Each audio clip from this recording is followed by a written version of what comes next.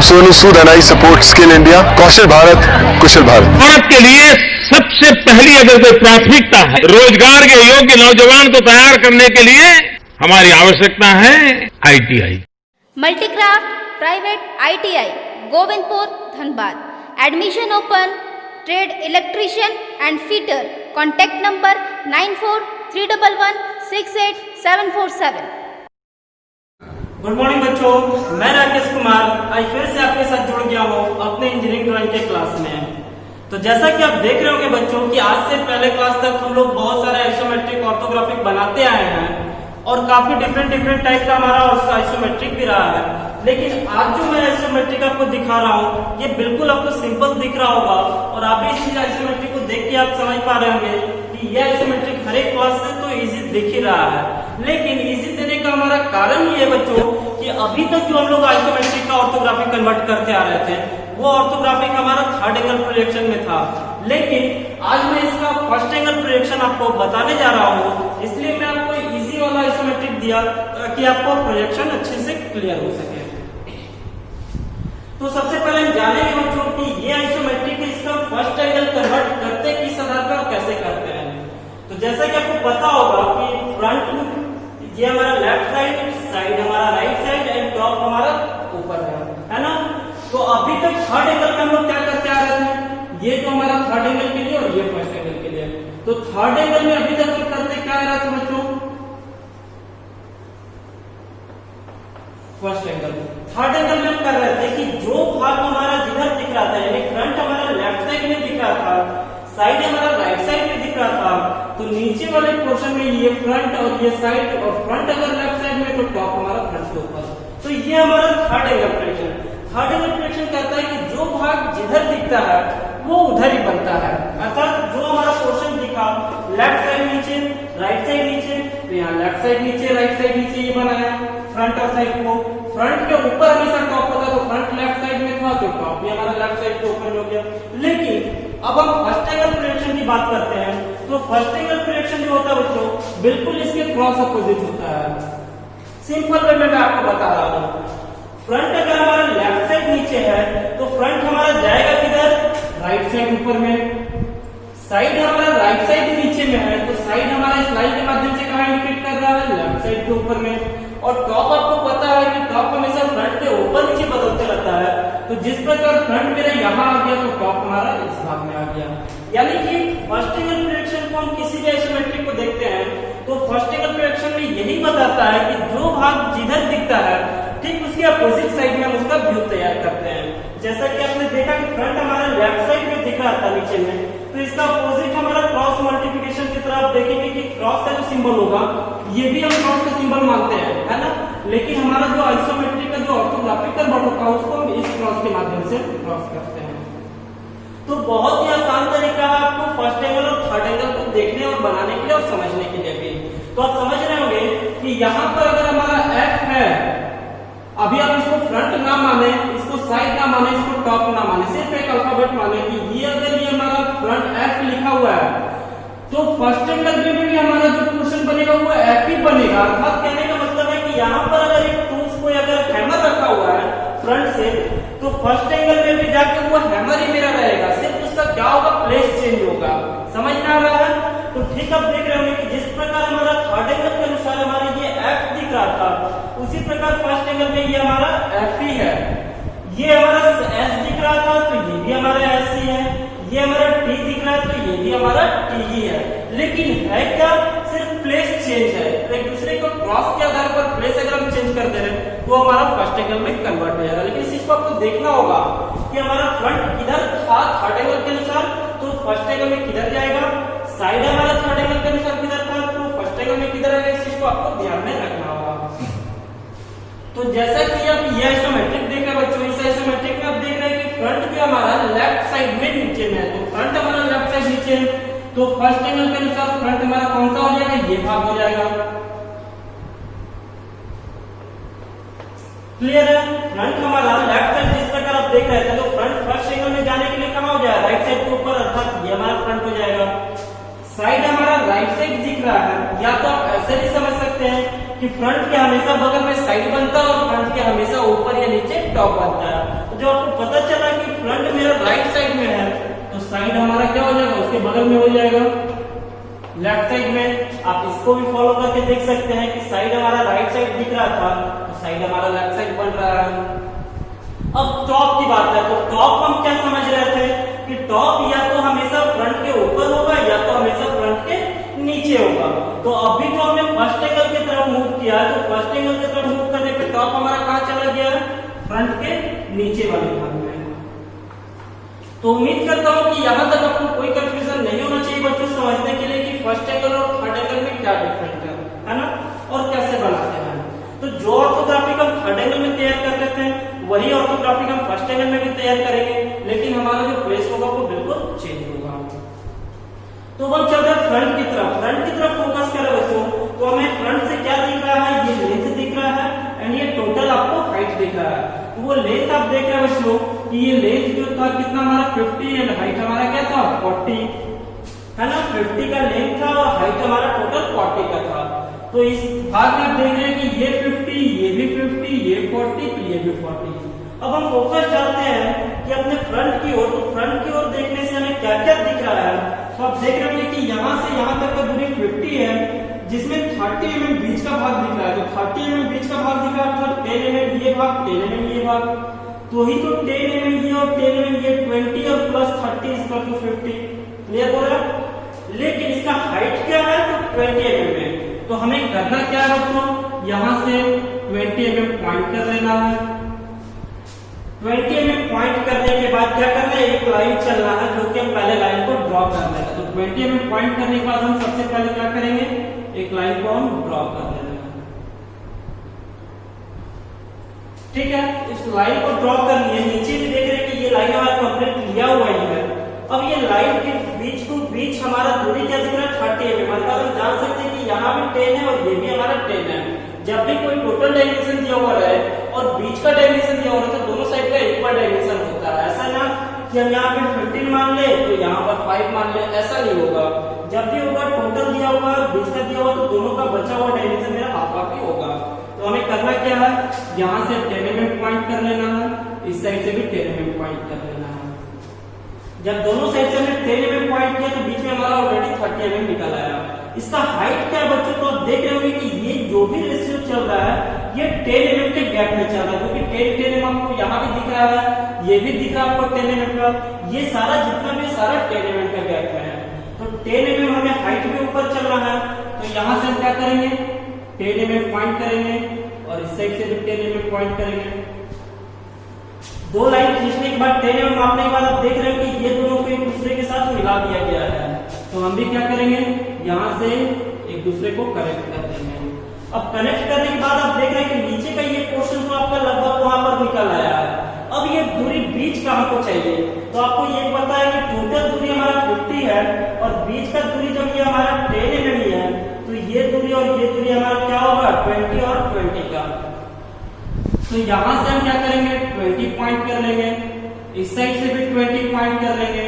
दोनों साइड से 20 पॉइंट करने के बाद ये जो हमारा बीच का 10 mm था वो किस साइड में गया है, तो आप देख रहे हैं कि टोटल हाइट आपका है 40 mm और नीचे का हाइट दिया हुआ है 20 mm, अर्थात ये भी हमारा 20 होगा तब तो जाके 40 हाइट हो रहा है। तो इसके बाद हमें करना क्या है, ये पॉइंट से एक लाइन लाके इसमें मिलाना है और ये पॉइंट से एक लाइन लेके इसमें मिलाना है। क्लियर है। तो आप देख रहे होंगे कि ये जो हमारा भाग था ये भाग उल्टा टी के शेप में आप मान सकते हैं, जो कि यहाँ पर एक लाइन नहीं यूज होगा, वो लाइन को हम हटा दे रहे हैं। तो फ्रंट की ओर से दिखने पर दिखा क्या, तो ये वाला भाग हमारा दिखा जो कि ये पोर्शन आपका है ना। उसके बाद ये दीवार और ये दीवार दोनों दीवार हमारा दिख रहा है, वो दोनों दीवार हमारा ये है। लेकिन नीचे से ये जो स्लॉट कटा हुआ है तो स्लॉट कट कर हमारा मटेरियल वहां से हटा दिया गया। तो हम भी क्या करेंगे, इस लाइन को यहाँ से इरेज कर देंगे। तो अब आप देख पा रहे होंगे कि फ्रंट से जो भी हमारा दिखने वाला भाग था वो हमारा उस पोर्शन पर दिख चुका है। अब हम आते हैं साइड की ओर। साइड की ओर से जब हम देख रहे हैं तो साइड की ओर से हमें दिख क्या रहा है, हाइट 40 एंड विड्थ 40। साइड से हम जब भी देखते हैं तो चौड़ाई दिखता है और ऊंचाई दिखता है। तो ये हमारा विड्थ 40 है, ये हाइट 40 है, तो ये हमारा 40 हो जाएगा। यहाँ से 20 उठा हुआ है, तो 20 आपको पता होगा कि ये हमने उठाया था। मैं ये सबको एक ही कलर कर दे रहा हूं।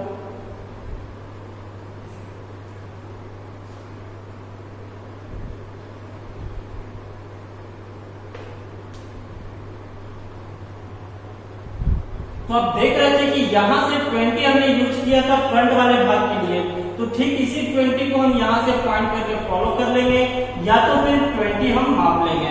तो हमें करना क्या है, सबसे पहले हमें 20 का एक लाइन खींच लेना है। तो आप देख रहे होंगे कि 20 का यहां से पॉइंट से फॉलो करके हमने सबसे पहले एक लाइन खींच लिया, लेकिन इस लाइन का यहाँ पर गैपिंग है, तो उस गैप का दूरी समझने के लिए हमको देखा होगा कि टोटल चौड़ाई जो हमारा कितना 40 mm का है, लेकिन ऊपर से यहाँ तक का दूरी हमारा क्या दिख रहा है 20 mm, यानी कि बीचों बीच वो लाइन यहाँ से आया हुआ है। तो हम भी क्या करेंगे, यहाँ से 20 mm पॉइंट करेंगे और 20 mm पॉइंट करने के बाद एक लाइन यहाँ से ले लेंगे। ठीक है बच्चों, तो आप देख पा रहे होंगे कि यहाँ पर जो हमारा लाइन था वो लाइन यूज नहीं है, तो यहाँ पर से हम भी ये लाइन को हटा देंगे। और अब जाके आपका साइड से दिखने वाला भाग, ये एक पहला पोर्शन ये वाला भाग एंड दूसरा पोर्शन ये जो आपका दिख रहा है वो पोर्शन आपका ये वाला भाग। जो दिखने का था पोर्शन वो तो दिख गया, लेकिन अब हमारा साइड से जो छिप रहा था वो क्या छिप रहा है। जिस प्रकार फ्रंट से भी हम छिपा हुआ भाग को भी दर्शाएंगे, तो साइड पर भी हम चलते छिपे हुए भाग को हम पहले दर्शा देते हैं। तो साइड से हम देखें बच्चों, तो साइड से हमारा क्या छिप रहा है, तो नीचे से 10 mm उठने के बाद एक जो कॉर्नर जो स्लॉट टाइप का अंदर गया हुआ है वो अंदर स्टार्टिंग हुआ, वो अंदर कहां पर जाके रुका है, तो इससे 10 mm अंदर आने का। तो आपको ठीक इस प्रकार समझ में आएगा। यहाँ से 10 mm पॉइंट करेंगे, या तो इस पॉइंट से फॉलो भी कर लेंगे, यहाँ से हिडन चलते हुए एक अंदर चलेंगे हम, और ये हिडन जो हमारे ये गैप दिख रहा है, ये गैप कितने का है 10 mm का।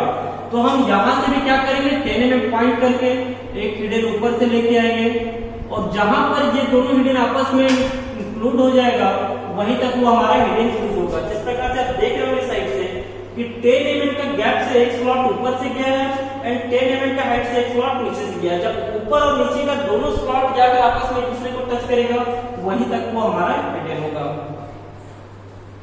तो हम फ्रंट का पोर्शन का भी हिडन को आपको दिखा दे रहे हैं। तो फ्रंट का पोर्शन के लिए आप देख रहे हैं कि ये 10 mm का गैप एंड ये भी 10 mm का गैप, तो ये गैप दोनों जो स्लॉट भी नीचे गया हुआ है वो स्लॉट आपका फ्रंट के पोर्शन से नहीं दिख पा रहा है। तो ये आप देख रहे होंगे ये पॉइंट एंड ये पॉइंट ठीक उसी पॉइंट के बराबर से हमारा जो आएगा हिडन आएगा।